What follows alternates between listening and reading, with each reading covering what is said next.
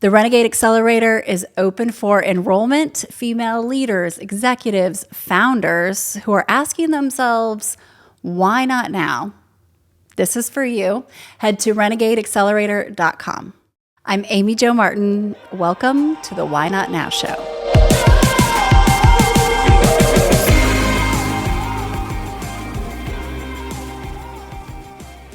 We have Dr. Kenna Ducey-Clark on the show today. She is not only a renegade, she has renegaded her way through medicine and health, her own health, but also as a voice of authority from a chiropractor working with elite, athletes, high-performing athletes, and then pivoting. She looked at me one day and she said, Amy Jo, I'm about to change my life. And she did. She tells you the story. That was her why not now idea. She has started to integrate more of her traditional background with more functional, intuitive, different aspects of data that she's able to pull in and create quite the unique calculus. So she's helping women, high-performing women, find that X factor in their own lives when it comes to health. And it's not just the physical, it's also the mental, the spiritual mix of everything. And you look at someone like Dr. Kenna and seeing is believing because she shares her own health journey. And we talk a little bit about the fact that sometimes we keep things secret as women, not only our secret dreams and ambitions, but also when it comes to health. And we want to demystify that more and bring it to the surface. So without further ado, here's my friend. Here is a powerhouse, Dr. Kenna Ducey-Clark, who is the founder and CEO of HealthStyle by Dr. Kenna.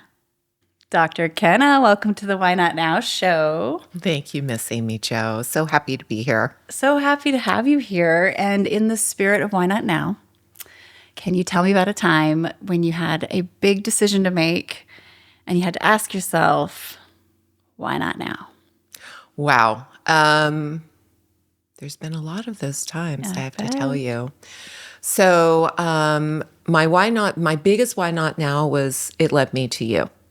It's the truth. It really was the truth. I like this why not now. I was wanting to write a book, and I had gone through a really challenging time, struggling with my health secretly.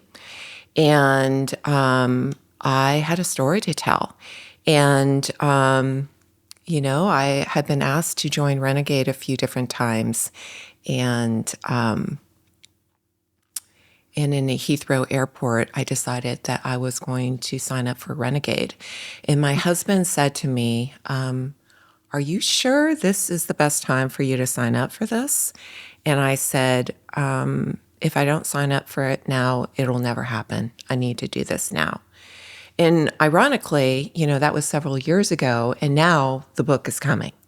So my why not now has recircled, and this amazing book, the book that I really think I was supposed to write, is starting to get down on paper.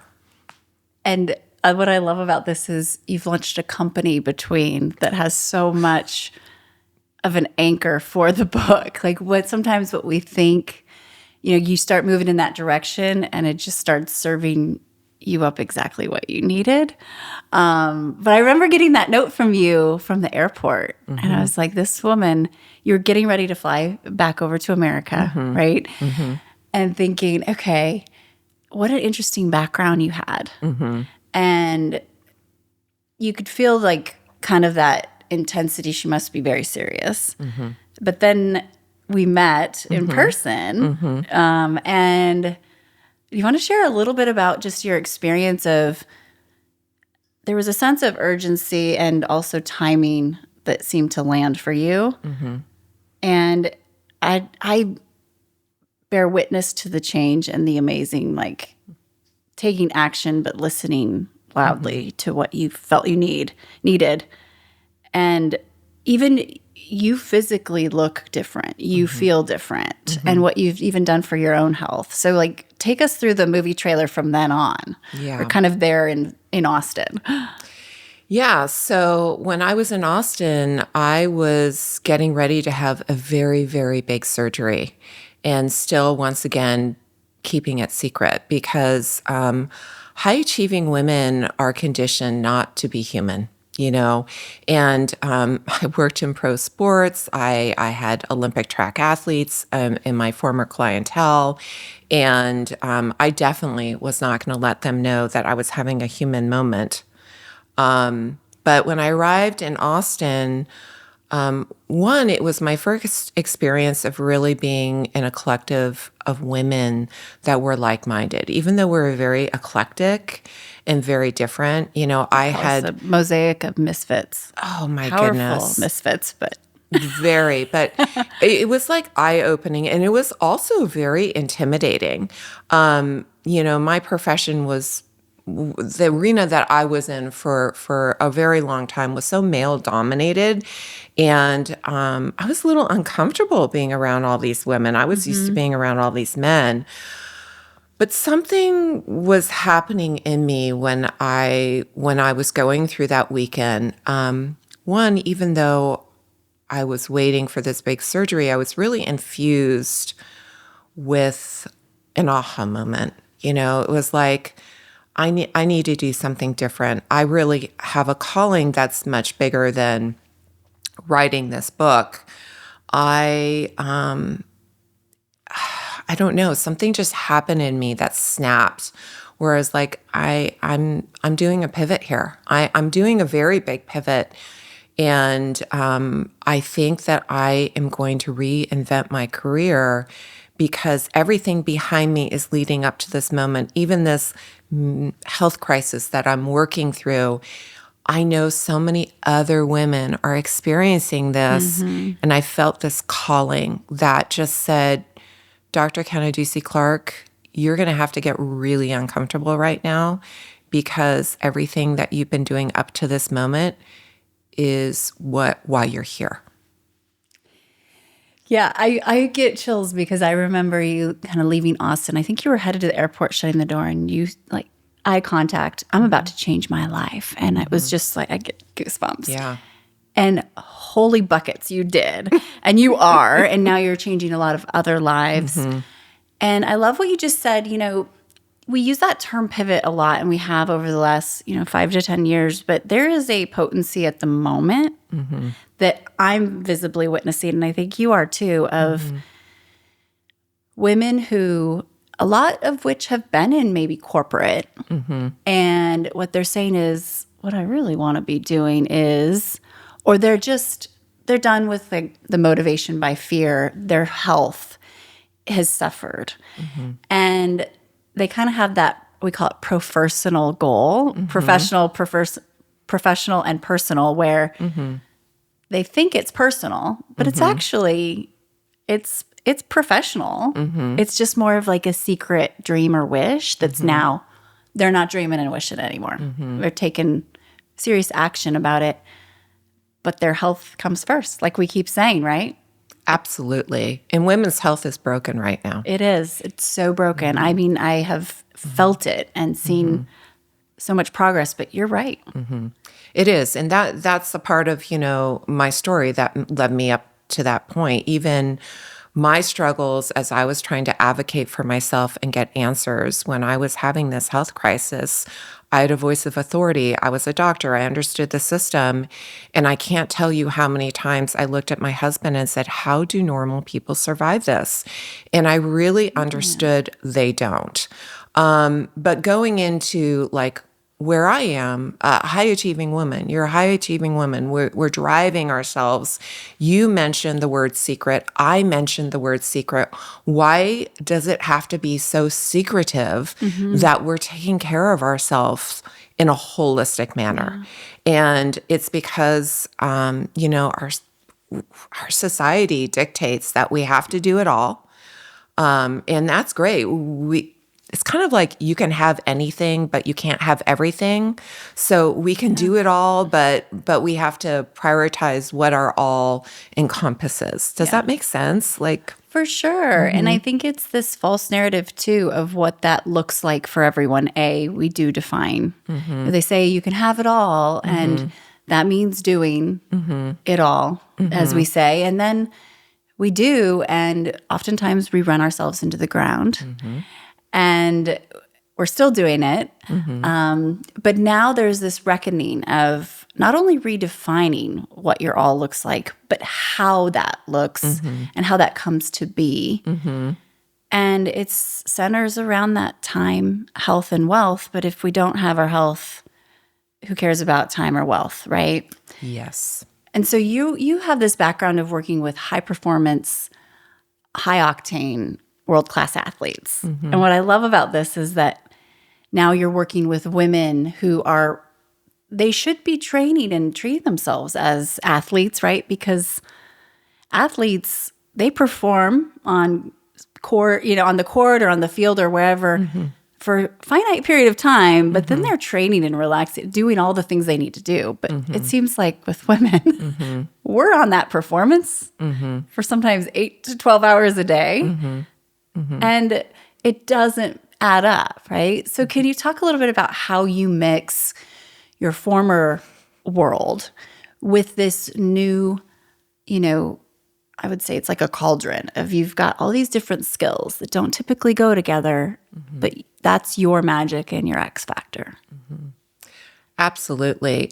So I champion for champions. I mean, that's what I do. Like, I'm the superpower in the back that people don't see. And that began in my career where I just accidentally fell into sports medicine. I had some talent and the words kind of spread. And the next thing I knew, I was doing that. And I was integrating, even though I was in the world of physical medicine, holistic health was my passion, was my expertise. So I was already integrating physical, emotional, and inner well-being health together. And when I made the decision to pivot, I wanted to champion for women. I kind of felt like, I love my career, my past career, and all my patients I took care of, but I was like, I'm going to go play for my team now. That's how I felt. I love it. And just going firsthand, like driving myself off the cliff. I literally just pushed myself off the cliff because I wanted to keep delivering at the, very intense level that I always had done. And it was a really hard lesson because I was benched, Amy. Like, I could not get off this bench. And that's when I realized, like, I really need to help women like myself never get to this place. So what I can say is when people come in and work with me, most of the time they're coming in with physical complaints or they just want to biohack or extend their runway. They're worried about aging quickly because what does stress do? It actually accelerates biological aging. So, these women that are pushing themselves beyond their physical limitations are really accelerating their aging. And we're worried about that runway shortening for us. Yeah. But I really assess what's going on in their emotional health, and I look at what's driving them. What is that spark saying to them, their inner well-being, their soul, their spirit, whatever you call it. And what I find is that even these high-performing women, they're usually giving 1 or 2 buckets all of their attention, but there is one bucket of health that is completely being ignored. And so I have to come in, I have to really get really clear about what their goals and concerns are because most people don't know. Like we just have to really pull it out of them.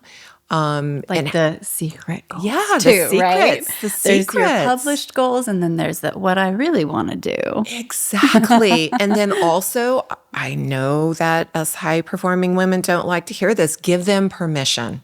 Yeah. I give permission all the time for people to be human and to get over themselves. Like just tell me what's really going on so I can really help you. Yeah. Yeah. Even just getting to that point for women, in some cases, the guard is up.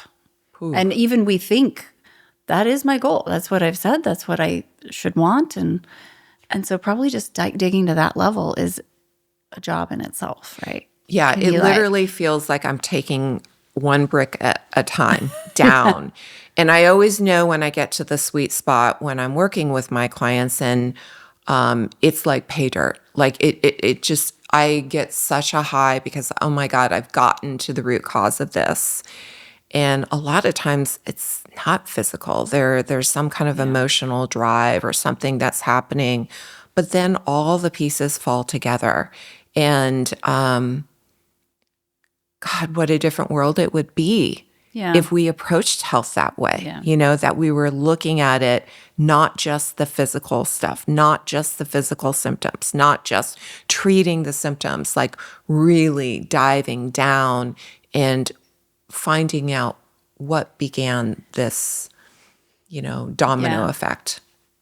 I think when I was able to witness how you operate when our fellow renegade Stephanie was running the 147 miles in one, like at a time, right? In one shot. And I'm there and you played a role in, we all watched this happen and you kind of don't know what's going to happen. She had run 50 total and you can't train for longer, right? You're going to get hurt. And so she had pacers coming in and I go and pace for a little bit and then we're rotating. And your role, obviously you have your background in what you do, like it's very clear. But there was this aha for me where I'm like, oh, she's working every data angle because we were constantly asking ourselves, is stuff okay? Like when do we meaning like there was like 30 or 40 of us, I think, that were tracking and helping pace and watching play by play. But like, when do you step in? And you were kind of this anchor for all of us. Like, Dr. Kenna, it's not just physical. Like, what's going on? How do you feel? Is she safe to keep going? Not that anyone would have ever tried to stop her necessarily. Maybe you or Ben. But I think that's when I was like, okay, your data sets and your intuitive side, and we're both data-driven science leaning, but also highly aware of that mental, physical, emotional data. That's when I was like, wow, she's multifaceted here.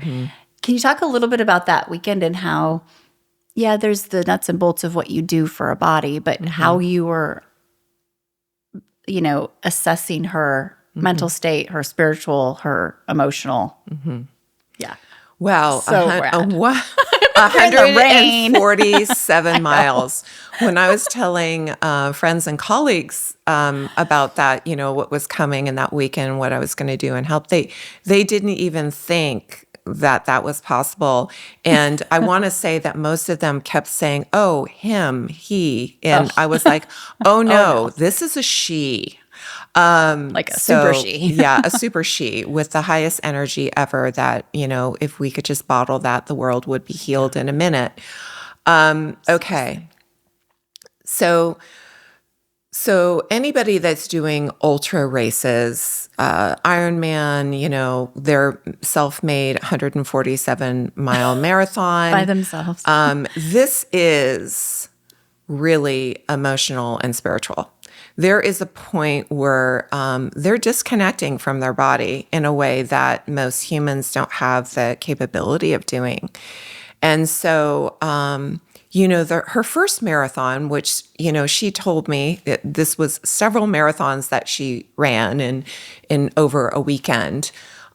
She told me, oh, don't worry, just show up at the end of my first marathon and do a check on me. And So no one ever. Yeah, Except for super stuff. And she really, that's when I had to step in for the physical component, was in that one moment. She was dragging. She was really excited and she didn't sleep well the night before. And when she came after that first marathon, she was really just having some problems. And And that's when I had to assess. And it's the wonderful thing of, NAC, which is the precursor for glutathione. We just said, oh, let's just, have a little amino acids here. And that girl, she perked up and away she went for the next two days. I remember the 100-mile mark, though. Oh, when yeah. So I was fortunate and honored to like cross that threshold with her and see everyone. And you pulled her, and she would stop, and get her fuel, but you two stepped aside. 100 miles. Yes, stepped aside, and we had a talk. And that was when I was really assessing where she was at. I was looking at the emotional component. How was she feeling? I was also assessing, like, is there something that I need to be worried about right now? And then did, my physical check. But that's when the spiritual component of her race really began. She needs to talk about her own experience, right? But for me, as being in the role of being the guardian to make sure that she was protected, that's when I saw something like transfer. There was an exchange. And then it was a totally different role that I had to play for the rest of that run. Yeah. We're going to take a quick break, and we'll be right back. Female leaders, executives, founders, heads up, the Renegade Accelerator is open for enrollment. Renegades are at the top of their game. They're doing all the things, but usually there's something that they really want to do. What you do is you bring your why not now idea into this 8-week program. We're focused on curriculum, the Renegade mindset, collaboration, and accountability. We are all focused on growing our thought leadership, finding more time in the day by leveraging our presence. So it is present even when we are not. We are focused on optimizing our time and money and health. It is a mosaic of all types of women from different backgrounds at the top of their game, and the value exchange is exponential. Here are some why not now ideas that have come to life through Renegade. Why not now write the book? I want to get a board seat. I want to increase my speaking fee. I want to build a company. I want to pivot from corporate into entrepreneurship. I want a promotion within corporate. I want to move my brick and mortar company online so I have more freedom. I want to travel 25% of the year, but not see a dip in income. Those are a variety of why not now ideas that have been greenlit. They're done. What is your why not now idea? We're ready. If you're ready, head to renegadeaccelerator.com for more information and to apply. I remember seeing that. I felt safer for her because you were there, not just because you knew how to take care of her body, but it was like there was just this insurance. Like it felt, I almost get teary because it was an emotional experience for me to witness what she was going through, and then to have people bring their gifts to help just anything we could do. But I want to take it now back to the normal people. Okay. And apply that to how you apply that. You mentioned spiritual. I don't know, I'm like emotional here because I think that piece, and whatever that means for anyone, I know for me, if I dip in and out of that, I'm prone to, anchoring and then getting that, big next hit or big long stride. And sometimes it starts to dwindle and you don't make it as much of a priority. And then you're like, oh shit, I left that back there. That's what got me here. But how do you integrate that with medicine? Because I'm in a place in my age where that is sleep and my spiritual practice, as much as it's ever evolving, probably my two biggest levers. And that feels so, sometimes people feel that that's just so fluffy, but it's like, no, that's, for me, that's, look at me, like tearing up. Maybe it's all the self by like running around. But waking up this morning, we've been going this last couple of weeks, let alone yesterday. And I feel energized. I know I'm low on gas, but before I would just plow. And now I know, like, I'm good because I'm going to turn it down. But how do I hear that and feel that? It's my higher voice, you know? Yeah, it's your higher voice and the fact that you're listening because most people don't listen. They don't know how to listen. That's one of the things that I do with my clients is I teach them how to body check, do a body scan. What I practice is alternative health. I'm not practicing medicine. I'm a health coach. So, I'm coaching people and I'm advocating for people and using all of my tools in my toolbox to get the most out of what they need to get out of themselves. But, just going through this weekend with you at South by Southwest, it's interesting. We both made the decision to stay in one Yep. night because we needed to. I would have never done that years ago. Like, yeah. No, I wouldn't have either. But here's the great thing as you're, leveling up in life and you're wanting to extend your runway is you start, prioritizing some self-care and not really caring about what other people think in a very, polite way and making choices of like how you're going to exert that energy. For me, I just don't like feeling depleted. Yeah. And I get really upset when I drive myself to that point where I just have to stop. So I'm very in tune with my body and my physical needs. Sleep is my superpower. I guard that like a crazy person. So many women think that it's a superpower that they don't need sleep. But sadly, they will eventually need sleep because that's where our deepest cellular healing happens is when we're in deep sleep. And, I have absolutely no judgment of how people get to that place for sleep. The drug of choice for sleep for high achieving women is trazodone. And it's non-forming, it's like a non-addictive forming. It's very readily prescribed. But my goal is always to get my clients to a place where they don't need that anymore. And we have to do a lot of training to get them to trust that they're going to have the ability to turn off that chatter in their brain, to create those healthy boundaries where they're not attached to their devices, and to do some kind of wind down ritual so that they can sleep. But it's hard when you're on the road all the time. You're a lot of time zones, a lot of high pressures. Yeah. Yeah. It's so with like I'm thinking of all your your data sets in your dashboard and how you're assessing individuals. What questions do you tend to ask them to get down into like under the hood, not just you're doing the medical and the blood work in the lab, like you're assessing all of the black and white data, but then to get down into, things that they maybe haven't tapped into that they could use and or for you to have insight into their how much they're listening, intuition or not. Like, how do you even dig in there? With a lot of precision and patience. So one of the things that I do is, I have the set model, but I'm not afraid of breaking away from it. I am highly intuitive.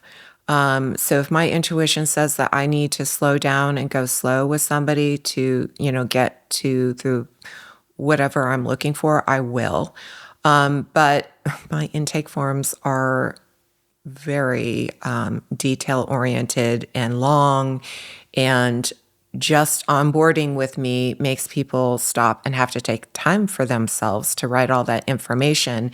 It's interesting. Some people, good for you. Yeah. Are you serious or not? Yeah, exactly. Some people are like, skirt through it. And I'm like, and I'll warn them, like, this is going to take you a minimum of an hour to fill out. And then you have to go collect all your labs and get them to me. And then you have to take, do a food, fluid and bowel movement journal. And then you have to fill out this aging questionnaire.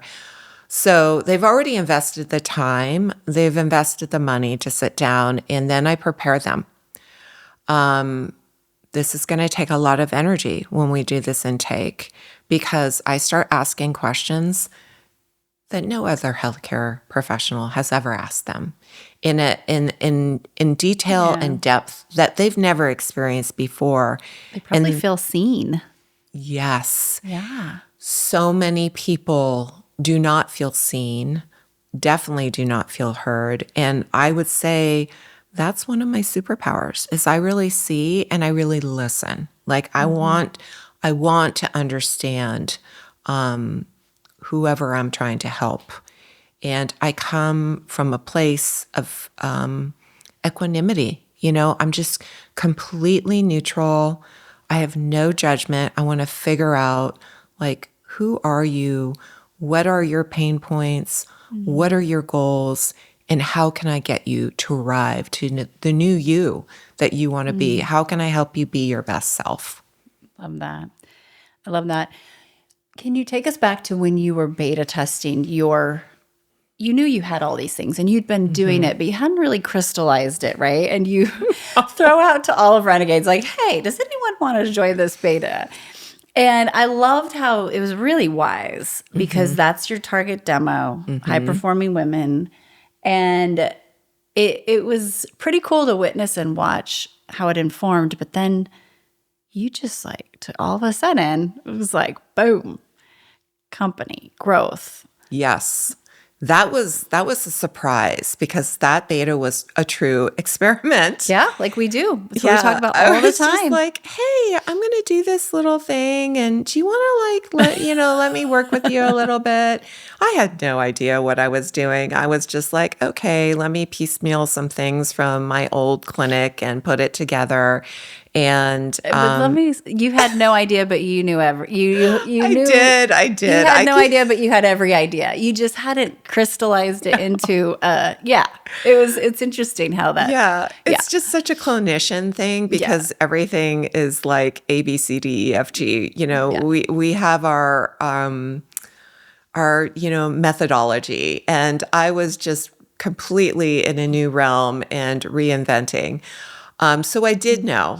And I hand selected different women from the collective and talk about like a diverse group.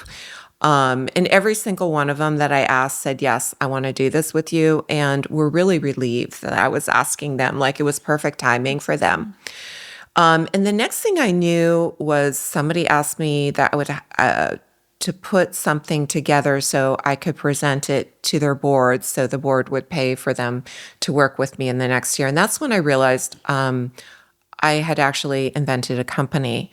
And I was in this rocket ship, and it really felt this way. It was so crazy, Amy Jo. It was like, okay, I'm in this rocket ship, and I'm actually building the rocket ship, and I'm like entering a new galaxy that I don't even know where this galaxy is going to take me. It was so exhilarating. And I use that word exhilarating with precision because it was like, oh my God, I was so excited. And then I was also terrified at the same time. Yeah. You're in a rocket ship. Woo! That's fast. Yes, fast. And it was uncomfortable. It's very different from where I was, January of 2024 or October of 2023 to March of 2025. Like I have traveled through multiple galaxies and I am now comfortable. And there will be the next galaxy and the next galaxy. Yeah. That's what's so fun about this. Yeah. But we're entering, this is something we were just talking about at South by Southwest together on stage yesterday. And we have over the next 5 years a wealth transfer that's happening. $30 trillion shifting hands into women's hands. Yes. And that's a lot of power, a lot of influence, but it's also a lot of ripple effects in other industries. And when we look at that, and that's, currently we have a third of all global economy being really controlled by women. In 5 years, it will be 1/2. So what does that mean to you in terms of health? And as you think about the ripple effect into the world of functional medicine, of people taking offense, people demanding more answers, it's got to be a really positive sign, I would think, and signal for you that this is not only going to make more wealth, but hopefully that investment and those dollars flow into our health. Yeah, we could only hope because women are so highly underserved in traditional healthcare. And, this is my time, my arrival, because when I started HealthStyle, my why was impact. HealthStyle by Dr. Kenna was about impact. Like, how do I make a societal shift in a species? All women. I want all women to engage with their health and care for their health differently. So as we have this wealth transfer, this is perfect timing for me to be out there helping these women. I mean, they're going to need help no matter what. It is going to impact research, hopefully.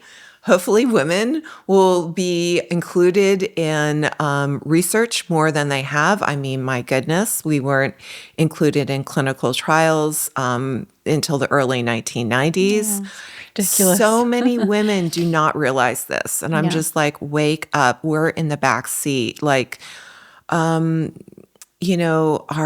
labs that we get, those ranges that you see, those ranges are based on male blood, not female blood. I mean, I'm just like, okay, well, I'm sorry. I'm just believe in science. And I'm FDA like, tested things for men, not necessarily, yes, like testosterone. I'm just like, hello, like, how did this happen, ladies? We're driving consumer spending. Now we're getting ready to, even the playing field out in 5 years. We need to get empowered when it comes to our health, because without our health, nothing else matters. No. It doesn't. No. And one of the things we've talked a lot about is most women need to create time to even think about their health, let alone take action. And that means making some choices. It's cost benefit analysis, but it's very real. And it just kind of, we'll get there. Oh, yeah, we'll just try and get more sleep or whatever. And it's like, no, this is actually should be A1 on the priority list. That's why we need more women doing what you're doing, which is very, very unique, but at least the message on more stages, on more cap tables, on more boards, sharing your voice and thought leadership. And I know that's been one of your current why not now moments or why not now ideas, goals, is to start sharing more and building your platform, which we love at Renegade. That's what we do. Yesterday was really, really cool to see you shine at South by Southwest. And I think, how did that feel for you? And what do you think the next steps are in growing and building that side of your thought leadership? So the goal has always been thought leadership. So, that's where I'm going. If you asked me what I said when I was on that stage yesterday, I would probably be able to repeat like 5% of it. But what I can say is I got a crowd applause from a really tough crowd. And my crowd applause was about my why not now idea, which was writing this book that I wanted to write, which was talking about the toxicity that women are up against. And where I really got the applause was that I said, I don't want to just talk about the pain points. I want to create solutions and help people drive in that direction, because I think we're fatigued of just feeling the negativity. There's something, that negativity feedback loop that we have in our brains that we naturally, can get stuck in. But I'm all about replacing fear, replacing negativity with empowered data and solutions that make people well, get them connected to hearing those signs, those signals in their bodies, knowing the steps to optimize what their body needs, and getting them connected to their joy. Like, joy is a part of health. This is a data point. Like, Yeah. people that are Yeah. living for a long time, these people are joyful. These people are not sitting there sweating the small stuff, worried that they, have a little bit of cellulite on their thigh or their nail is chipped. These people are living authentic lives, and they're living lives that are connected. And this is a part of health. And somehow we have gotten into a place that health is about going to the doctor, getting your checkup, and being told that everything's great. But really what that means is, well, everything's fine now until it's not fine. And that is not proactive. That is not optimizing. That is not helping people understand how their body functions. It definitely isn't addressing their emotional state and what's going on in their soul. Well, and I think seeing is believing. And so for you to be out sharing through the book, through on more stages, podcasts, we have to be talking about the real, and obviously the solutions. But the approach that's where I've seen the biggest need, right? Of what does that formula look like? It's not how we've always, and it's just so exciting. So I am beyond grateful, to have you as a friend and have you as a colleague and a thought leader that I get to learn from, and we get to exchange, value, and all of Renegade, is as well. I'd love to do some rapid fire. Oh, cool. Are you ready? Oh, yes, I am. Are you ready? Okay. Okay. What keeps you up at night? Nothing. Love it. I do not. If I feel myself overthinking, I basically tell myself, there's nothing you can do about this right now, and you need to go to sleep. I love it. What, other than sleep, what is the first thing you do when you are feeling you need a boost? You're lagging on the energy and just rest side. So two different things. Exercise for me is, I need it in such a big way. That's my therapy, is exercise. But also that essential amino acid, NAC. My body really responds well to that. And, I just make sure that my supplementation is balanced. I recognize where I am. I mean, I am a biohacker, and I'm leveled up. So at this level, I really need to use supplementation to help me stay boosted. Yeah. Which isn't a whole nother amazing Yes. area of confusion for, I looked at all my supplements the other day, and I'm like, okay, which one's working? Which one's not? When do I take? Yeah. Is this one canceling this one? It's like marketing. We know half of it's working and half of it isn't, but we're not sure which half. Exactly. And that's where you come in once in. again, because it is expensive and and you don't know. Okay. So what is one thing you keep learning over and over? That love rules. Ooh. Yeah. Love rules. I've lived a really big life.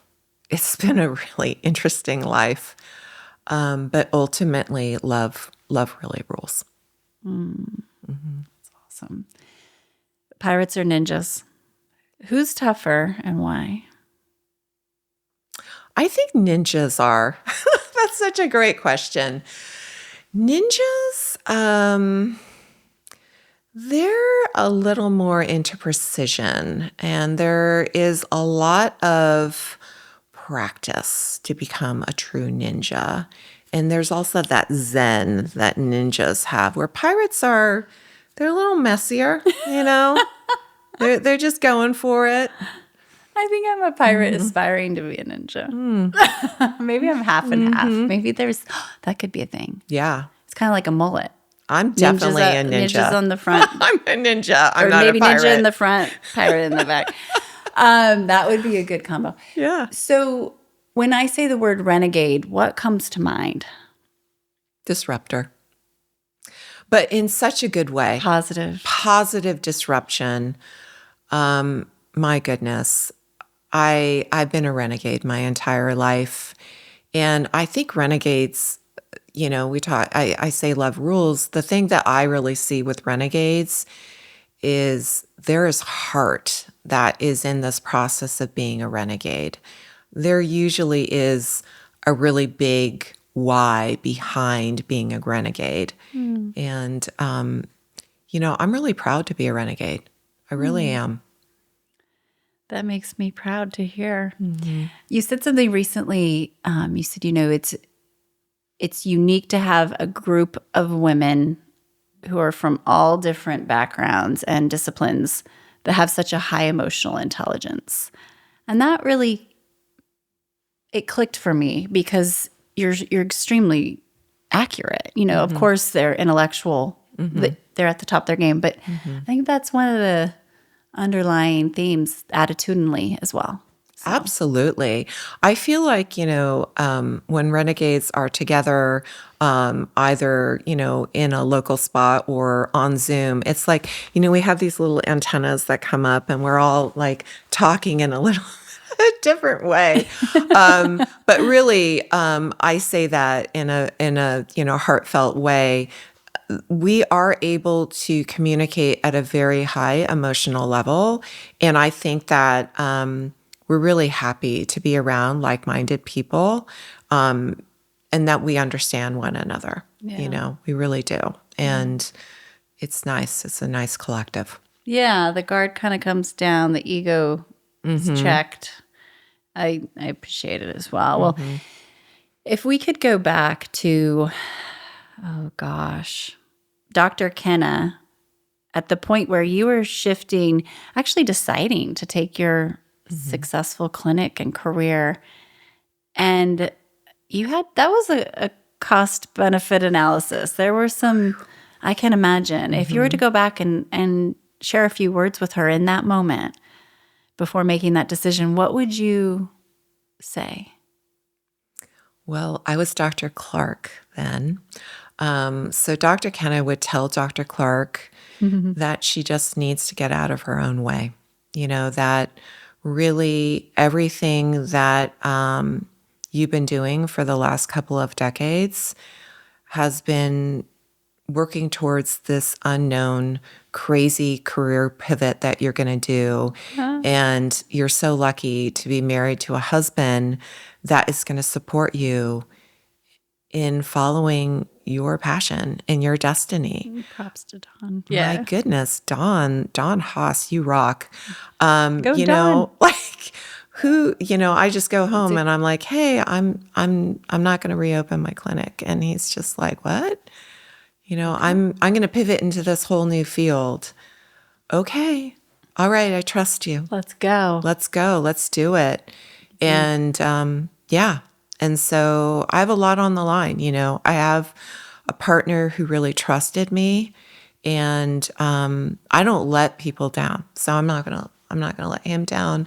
Not gonna let Dr. Clark down. I'm not gonna let my clients and my patients down. I'm really ready to deliver. I love it, and you are. So thank you for being here. Oh my goodness, Amy Jo Martin, thank you.